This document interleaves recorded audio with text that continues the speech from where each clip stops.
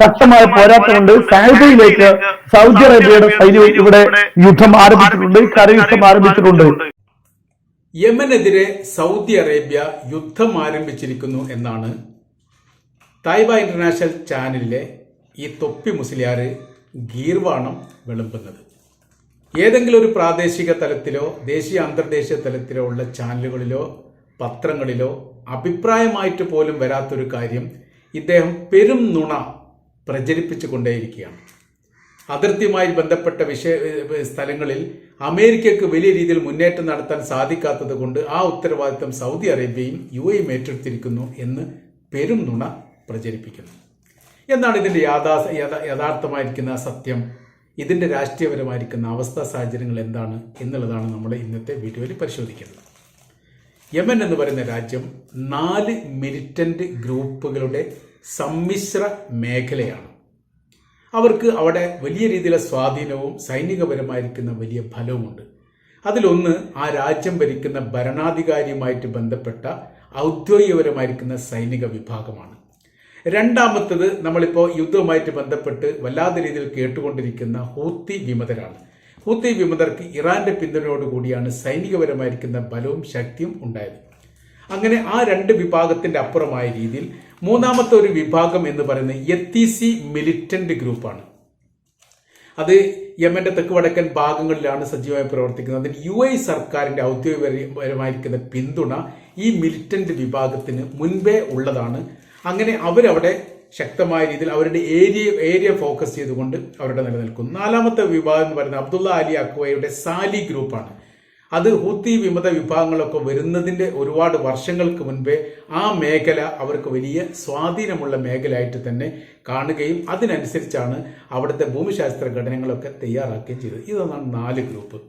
ഈ 4 ഗ്രൂപ്പിൽ സർക്കാർ തലത്തിലുള്ള ഗവൺമെന്റ് തലത്തിലുള്ള സൈനിക സംവിധാനത്തെക്കാൾ ഏറെ ശക്തിയും ഊർജ്ജസ്വലവും കാലോചിതപരമായിരിക്കുന്ന മാറ്റങ്ങൾ വരുത്തിയിരിക്കുന്ന ആയുധങ്ങളെല്ലാം ഹൂത്തി വിമതരുടെ കൈവശത്തിലാണുള്ളത്. അപ്പൊ ഈ 3 വിഭാഗത്തെയും കവച്ചുവെട്ടാനും കഴിഞ്ഞ 1 വർഷമായി നേർക്കുനേരെ അമേരിക്കയുമായി ഏറ്റുമുട്ടിക്കൊണ്ടിരിക്കുന്ന വിഭാഗവുമാണ് ഹൂത്തികൾ എന്ന് പറയുന്നത്. അപ്പൊ അമേരിക്കയെ സംബന്ധിച്ചിടത്തോളം അവർക്ക് ഇവരെ പരാജയപ്പെടുത്താൻ സാധിക്കാത്തത് കൊണ്ട് കരയുദ്ധം നടത്തുക എന്ന് പറഞ്ഞാൽ വലിയ വിഷയമുള്ള കാര്യം ഇസ്രായേലിനെ സംബന്ധിച്ചിടത്തോളം ഉണ്ട്. കാരണം യമൻ ഇസ്രായേലിന്റെ അതിർത്തി പങ്കിടുന്ന രാജ്യമല്ല. 2 രാജ്യങ്ങൾ കഴിഞ്ഞിട്ട് വേണം യഥാർത്ഥത്തിൽ യമനിലെത്താൻ. അതിന് ആ രാജ്യത്തിന്റെ അതിർത്തി പങ്കിടുന്ന സൗദി അറേബ്യയുമായും അതോടൊപ്പം തന്നെ യമന്റെ ഒരു ഭാഗം നിയന്ത്രിക്കുന്ന യത്തീസി മിലിറ്റന്റ് ഗ്രൂപ്പുമായും സഹകരിച്ചുകൊണ്ട് ഹൂത്തികളെ ഒതുക്കാൻ വേണ്ടി കരയുദ്ധം ആരംഭിച്ചിരിക്കുന്നു. അതിന്റെ വലിയ ശ്രമത്തിലാണ് എന്നുള്ളതും അതോടൊപ്പം തന്നെ സൗദി അറേബ്യ കരയുദ്ധം തുടങ്ങിയിരിക്കുന്നു എന്നൊക്കെയാണ് ഈ മുസ്ലിയാർ പറയുന്നത്. ഇതൊക്കെ ഒരു ഊഹത്തിന്റെ അടിസ്ഥാനത്തിൽ വെറുതെ വിളിച്ചു കൂവുന്ന പെരും നുണകളാണ്. യാഥാർത്ഥ്യവുമായി ഇതിന് പുലബന്ധം പോലുമില്ല. ഒരു പത്രത്തിലും ഒരു മീഡിയയിലും ഇതൊന്നും കാണാൻ വേണ്ടി സാധിക്കില്ല. നമ്മൾ ഇരുന്നങ്ങനെ ഊഹിച്ചിട്ട് ഇങ്ങനെയൊക്കെ ആവാൻ സാധ്യതയുണ്ട് എന്ന് മനസ്സിലാക്കിയിട്ട് അത് തെറ്റിദ്ധാരണ ഉണ്ടാക്കാൻ വേണ്ടിയിട്ട് പറയുക. ഇതേക്കുറിച്ച് അറിയാത്തവരെ സംബന്ധിച്ചിടത്തോളം ശരിയാണ്, ഇതിന് മുമ്പേ സൗദി അറേബ്യ യമനുമായിട്ട് യുദ്ധം ചെയ്തതാണ്, അതുകൊണ്ട് അവർ തുടങ്ങിയിട്ടുണ്ടാവും, അതല്ലെങ്കിൽ അവർ ഇസ്രായേലിനും അമേരിക്കയെ സപ്പോർട്ട് ചെയ്യുന്ന വിഭാഗമാണ് എന്നൊക്കെ തെറ്റിദ്ധാരണ ഉണ്ടാക്കാനും ഇസ്ലാമിക വിരുദ്ധരായിരിക്കുന്ന ചാനലുകളിലൊക്കെ വലിയ രീതിയിൽ പ്രചാരം ഉണ്ടാക്കാനും ഇത് വലിയ രീതിയിൽ പങ്കാളിത്തം വഹിക്കുന്നുണ്ട്. അപ്പൊ നമ്മൾ ഈ വിഷയത്തെ പറ്റി പറയുന്ന സമയത്ത് ഹൂത്തി വിമതരുമായി 15 വർഷത്തോളം യുദ്ധം ചെയ്ത രാജ്യമാണ് സൗദി അറേബ്യ. അതിന്റെ കാര്യം യമൻ എന്ന് പറയുന്ന രാജ്യത്തിന്റെ അകത്ത് ഷിയ മലീഷ്യ വിഭാഗമായിട്ട് ഹൂത്തികൾ ഉണ്ടാവുകയും അവർ വലിയ മുന്നേറ്റം നടത്തുകയും അതിന് വലിയ രീതിയിലുള്ള പിന്തുണ ഇറാന്റെ ഭാഗത്തു നിന്ന് ഉണ്ടാവുകയും ചെയ്തതോടുകൂടി ആ രാജ്യത്തിലെ സർക്കാരിന് ഹൂത്തികളെ പ്രതിരോധിക്കാൻ സാധിക്കാത്ത വലിയ വിഷയം വന്നു. അങ്ങനെ അമേരിക്കയുമായി വലിയ സൗഹൃദമുള്ള രാജ്യം കൂടിയാണ് യഥാർത്ഥത്തിൽ യമന്റെ സർക്കാരിന്റെ സൈനിക സംവിധാനം. അങ്ങനെ വന്ന സമയത്താണ് അമേരിക്കക്ക് നേരിട്ട് ഇടപെടാൻ അതിൽ പ്രയാസമുണ്ടായി. അമേരിക്കയോട് പലവട്ടം ഈ വിഷയത്തിൽ ഇടപെടാൻ വേണ്ടി യമൻ സർക്കാർ പറഞ്ഞിട്ടുണ്ടെങ്കിലും അതൊരു ജാതീയപരമായിരിക്കുന്ന വിഷയത്തിലേക്ക് മാറുമോ എന്നൊക്കെ ഒരു ഭയപ്പാടോ അതല്ലെങ്കിൽ പ്രത്യേകമായ രീതിയിൽ അങ്ങനെ ഒരു ഭരണം കീഴടക്കിയത് കൊണ്ട് അല്ലെങ്കിൽ ഹൂത്തികൾ ഇല്ലാതാക്കിയത് കൊണ്ട് അമേരിക്കക്ക് പ്രത്യേകിച്ചൊരു ഗുണം ഉണ്ടാവില്ല എന്ന് മനസ്സിലാക്കിയ അടിസ്ഥാനത്തിലുമായിരിക്കും ഒരു പക്ഷേ അവർക്ക് താല്പര്യം കാണിച്ചിട്ടില്ല. പകരം ആയുധപരമായ രീതിയിലോ അല്ലെ സൈനികപരമായ രീതിയിലോ സഹായം നൽകാമെന്ന് പറഞ്ഞു. പക്ഷേ യുദ്ധം ചെയ്യേണ്ടത് തൊട്ടടുത്ത അതിർത്തിയുള്ള രാജ്യമാണ്. അങ്ങനെ സൗദി അറേബ്യ ഇതിനെ പ്രേരിപ്പിച്ചു, നിർബന്ധിച്ചു. സൗദി അറേബ്യ യുദ്ധം ആരംഭിച്ചു. യുദ്ധം 15 വർഷത്തോളം നീണ്ടുവന്നു. സൗദിയുടെ ഏറ്റവും തന്ത്രപ്രധാനമായിരിക്കുന്ന എയർപോർട്ട് റിയാദ് ഇന്റർനാഷണൽ എയർപോർട്ടിന്റെ അതിർത്തിയിൽ പോലും ഹൂത്തികളുടെ മിസൈൽ പതിച്ച വിവരങ്ങൾ പുറത്തു വന്നു. അങ്ങനെ വലിയ രീതിയിലുള്ള യുദ്ധവും ആൾനാശങ്ങളും സൈനിക നഷ്ടങ്ങളും രണ്ട് രാജ്യങ്ങൾക്കും ഉണ്ടായി. ഈ സൗദി അറേബ്യയോടൊപ്പം തന്നെ UAE ചേർന്നുകൊണ്ടാണ് യമൻ ഈ ഹൂത്തികൾ നേരിട്ടത്. അവർക്ക് എവിടെയും വിജയിക്കാൻ വേണ്ടി സാധിച്ചിട്ടില്ല. സംഘർഷാവസ്ഥ വലിയ രീതിയിൽ വിഷയമായതിൻ്റെ അടിസ്ഥാനത്തിൽ ചൈനയുടെ നേതൃത്വത്തിൽ ഈ ഒക്ടോബർ 7-ാം തീയതി ഹമാസ് ഇസ്രായേലിനെ ആക്രമിക്കുന്നതിന് ഏതാനും ആഴ്ചകൾക്ക് മുമ്പ് എന്ന് വേണമെങ്കിൽ പറയാം, ചൈനയുടെ നേതൃത്വത്തിലാണ് ഈ പ്രശ്നത്തിനൊരു പരിഹാരം ഉണ്ടാകുന്നത്. അതായത് ഇറാനും സൗദി അറേബ്യയും, ഇറാനെ സംബന്ധിച്ചിടത്തോളം ഇറാനാണ് ഹൂത്തികളെ പിന്തുണക്കുന്നത്, ആയുധങ്ങൾ നൽകുന്നത്.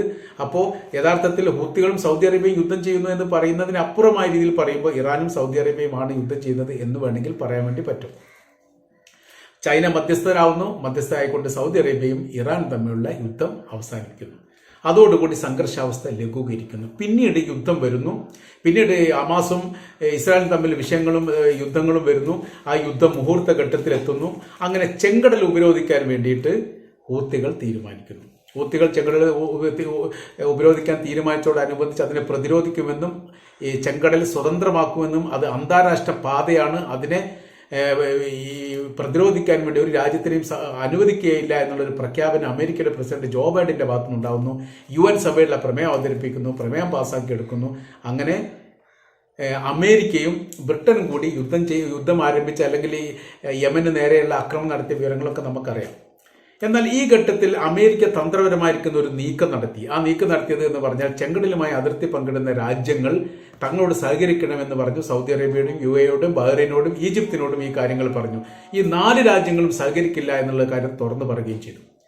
ഈ വിഷയവുമായിട്ട് ബന്ധപ്പെട്ട് ഇപ്പം നടക്കുന്ന പ്രശ്നം എന്ന് പറഞ്ഞാൽ പലസ്തീനും ഇസ്രായേലും തമ്മിലുള്ള വിഷയമാണ്. പലസ്തീനും ഇസ്രായേലും തമ്മിലുള്ള വിഷയത്തിൽ തങ്ങൾ ഹൂത്തികൾക്കൊപ്പമാണ് എന്ന് തുറന്നു പറഞ്ഞ രാജ്യത്തിന്റെ പേരാണ് സൗദി അറേബ്യ. സൗദി അറേബ്യ പറഞ്ഞ തങ്ങൾ ഒരിക്കലും അമേരിക്കയോടൊപ്പം ചേർന്നുകൊണ്ട് ഹൂത്തികൾക്കെതിരെ യുദ്ധം നയിക്കാൻ വേണ്ടി സൈനികരെ വിട്ടുതരികയോ സാമ്പത്തിക സഹായം നൽകുകയോ തങ്ങൾ അതിന് പിന്തുണ നൽകുകയോ ചെയ്യില്ല എന്ന് വളരെ കൃത്യമായ രീതിയിൽ അമേരിക്കയോട് തുറന്നു പറഞ്ഞ രാജ്യത്തിന്റെ പേര് സൗദി അറേബ്യ എന്നാണ്. സൗദി അറേബ്യ ഈ നിലപാടെടുത്തതോടുകൂടി UAEയും ഈജിപ്തും അതിന് പിന്തുണ നൽകി, സൗദിക്ക് പിന്തുണ നൽകി. അങ്ങനെ അമേരിക്ക ചെങ്കടലുമായിട്ടുള്ള വിഷയത്തിൽ ഒറ്റപ്പെട്ടു പോവുകയാണ്. ഇപ്പോഴും അമേരിക്കക്ക് ആ മേഖലയിൽ വിജയിക്കാൻ വേണ്ടി സാധിക്കുന്നില്ല. കഴിഞ്ഞ ദിവസമാണ് അമേരിക്കയുടെ തന്നെ വിമാനം നിരീക്ഷണാടിസ്ഥാനത്തിൽ ഉയർന്നു പൊന്തി അവർ തന്നെ വെടിവെച്ച് വീഴ്ത്തി എന്നുള്ള വിവരം പുറത്തു വന്നു. അതല്ല, അത് യമനിൽ നിന്നാണ് വെടിവെപ്പുണ്ടായത്, യമന്റെ സൈനികരാണ് വെടിവെച്ച് വീഴ്ത്തിയത് എന്നതുമായി ബന്ധപ്പെട്ട് പിന്നീട് അത് സ്ഥിരീകരണം ഉണ്ടായി. അങ്ങനെ വലിയ രീതിയിലുള്ള ഒരു സംഘർഷാവസ്ഥ നിലനിൽക്കുന്ന ഒരു പ്രദേശമാണ് ചെങ്കടലുമായി ബന്ധപ്പെട്ട്. അതിനുള്ള ഏറ്റവും പ്രധാനമായിരിക്കുന്ന കാര്യം ഒരു അറബ് രാജ്യം പോലും ഈ മേഖലയിൽ അമേരിക്കയോടൊപ്പം സഹകരിച്ചിട്ടില്ല എന്നുള്ളതാണ്.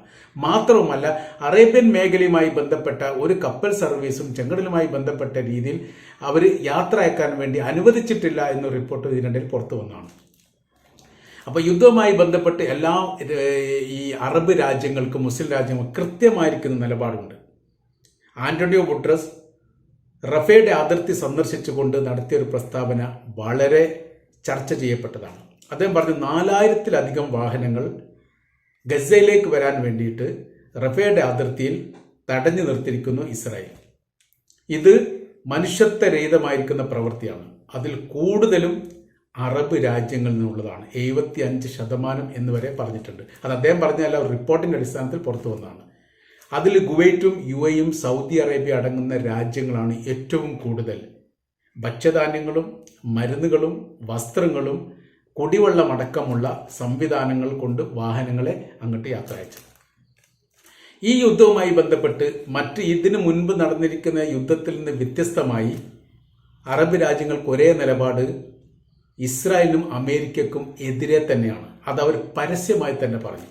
സൗദി അറേബ്യ പലവട്ടം പറഞ്ഞ കാര്യം, ഇസ്രായേലുമായിട്ട് തങ്ങൾക്ക് യാതൊരു ബന്ധവുമില്ല, നയതന്ത്ര ബന്ധം അവസാനിച്ചിരിക്കുന്നു, പാലസ്തീൻ എന്ന് പറയുന്ന ഭൂമിക സ്വതന്ത്രമാവാതെ അവരുമായിട്ട് സഹകരിക്കാൻ താല്പര്യമില്ല, ഒരു അബ്രഹാം കരാർ പോലും ഇതിനിടയിൽ തങ്ങൾ സ്വീകരിക്കുകയില്ല എന്ന് സൗദി പറഞ്ഞിട്ടുണ്ട്, UAE പറഞ്ഞിട്ടുണ്ട്, ഒമാൻ പറഞ്ഞിട്ടുണ്ട്. പല രാജ്യങ്ങളും ഈ വിഷയവുമായിട്ട് ബന്ധപ്പെട്ട് എടുത്തു പറഞ്ഞതാണ്. ഇപ്പം മുസ്ലിയാർ പറയുന്ന കാര്യം, സൗദി അറേബ്യ യമനെതിരെ യുദ്ധം തുടങ്ങി.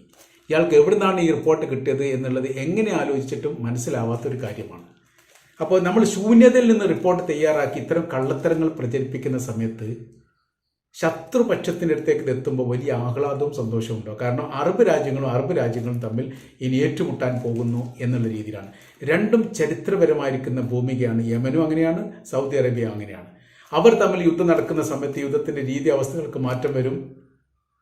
അപ്പോൾ യമനിൽ നിന്നാണ് ഏറ്റവും കൂടുതൽ പ്രതിരോധം ഇപ്പോൾ ഇസ്രായേൽ നേരിട്ടുകൊണ്ടിരിക്കുന്നത്. അതിനെ പ്രതിരോധിക്കാൻ സാധിക്കാത്ത രീതിയിൽ ഇസ്രായേൽ വേർക്കുന്നു, അതോടൊപ്പം തന്നെ അമേരിക്കയും വേർക്കുന്നു. കരയുദ്ധം തുടങ്ങിക്കഴിഞ്ഞാൽ ഈ വിഭാഗത്തിന് ഹൂത്തികളുമായി ബന്ധപ്പെട്ട സൈനിക വിഭാഗമൊക്കെ സൗദിയുടെ സൈനികരുമായിട്ട് ഏറ്റുമുട്ടേണ്ട സ്ഥിതിവിശേഷം വരുമ്പോൾ ഇവരെ സംബന്ധിച്ചിടത്തോളം, ഇസ്രായേലിനെ സംബന്ധിച്ചിടത്തോളം അവർക്ക് ലക്ഷ്യം വളരെ പെട്ടെന്ന് സാധൂകരിക്കാൻ വേണ്ടി സാധിക്കും. ഈ രീതിയിലുള്ള ഒരു തന്ത്രങ്ങൾ ഇസ്രായേൽ മെനയുന്നുണ്ട് എന്നുള്ള കാര്യങ്ങളൊക്കെ ഇതിന് മുൻപ് റിപ്പോർട്ടായിട്ട് പുറത്തു വന്നതാണ്. അതിനിപ്പോൾ മുസ്ലിയാർ പറയുന്ന യുദ്ധം ആരംഭിച്ചിരിക്കുന്നു. സൗദി അറേബ്യയുടെ ഒരു പത്രമോ ഔദ്യോഗികപരമായിരിക്കുന്ന അന്താരാഷ്ട്ര പത്രമോ സൗദിയെയും ഈ യുദ്ധത്തെയും ഒക്കെ വിമർശിച്ചുകൊണ്ട് ഇസ്രായേലിനെ സപ്പോർട്ട് ചെയ്യുന്ന ഒരു പത്രത്തിലോ ചാനലുകളിലോ ഇതുമായി ബന്ധപ്പെട്ട രാഷ്ട്രീയ അഭിപ്രായങ്ങളോ ഒന്നും ഉണ്ടായിട്ടില്ല. അങ്ങനെ സംഭവം ഉണ്ടായിട്ടില്ല എന്ന് മാത്രമല്ല, അത്തരമൊരു സംഭവങ്ങൾ ഉണ്ടാവാനുള്ള സാധ്യത പോലും ഇല്ല. കാര്യമെന്ന് പറഞ്ഞാൽ ഹൂത്തികളുമായിട്ടോ യമനുമായിട്ടോ ഏറ്റുമുട്ടാൻ സൗദി അറേബ്യക്ക് താല്പര്യമില്ലെന്ന് പറയുകയും 15 വർഷം യുദ്ധം ചെയ്തിട്ട് എവിടെയും എത്താത്ത ആ യുദ്ധം ചൈനയുടെ മധ്യസ്ഥതയോടുകൂടി അവസാനിപ്പിച്ച് അവർ തമ്മിൽ വലിയ ബന്ധങ്ങളാവുകയും ഇറാന്റെ മരണപ്പെട്ടു പോയിരിക്കുന്ന പ്രസിഡന്റ് ഇബ്രാഹിം റൈസി ജിദ്ദയിൽ നടത്തിയ അറബ് ഉച്ചകോടിയിൽ 2 പ്രാവശ്യം പങ്കെടുക്കുകയും ചെയ്തു. പതിറ്റാണ്ടുകൾക്ക് ശേഷമാണ് ഒരു ഇറാന്റെ പ്രധാനമന്ത്രി, ഇറാന്റെ പ്രസിഡന്റ് ഇവിടെ സൗദി അറേബ്യയിൽ എത്തുന്നത് എന്നൊരു പ്രത്യേകതയുണ്ട്. അങ്ങനെ സംഘർഷം ലഘൂകരിച്ചുകൊണ്ട് ശാന്തമായ രീതിയിലുള്ള ഒരു സ്ഥിതിവിശേഷങ്ങൾ നടന്നുകൊണ്ടിരിക്കുന്നതിനിടയിൽ ഒരിക്കലും സൗദി അറേബ്യ ആ പ്രവൃത്തി ചെയ്യില്ല, UAE അത് ചെയ്യില്ല. അങ്ങനെ ചെയ്യുമെന്ന് ഹൂത്തികൾ പോലും അല്ലെങ്കിൽ യമൻ പോലും വിശ്വസിക്കുന്നുമില്ല. അപ്പോൾ ഇദ്ദേഹത്തിൻ്റെ സ്വന്തമായിരിക്കുന്ന ഒരു അഭിപ്രായത്തിൽ ഉണ്ടായിരിക്കുന്ന കുബുദ്ധിയുടെ ഭാഗമാണ് ഈ പെരുംതുണ പ്രചരിപ്പിക്കുന്നത് എന്നുള്ളതാണ് ഇതിൻ്റെ യഥാർത്ഥമായിരിക്കുന്ന സത്യം.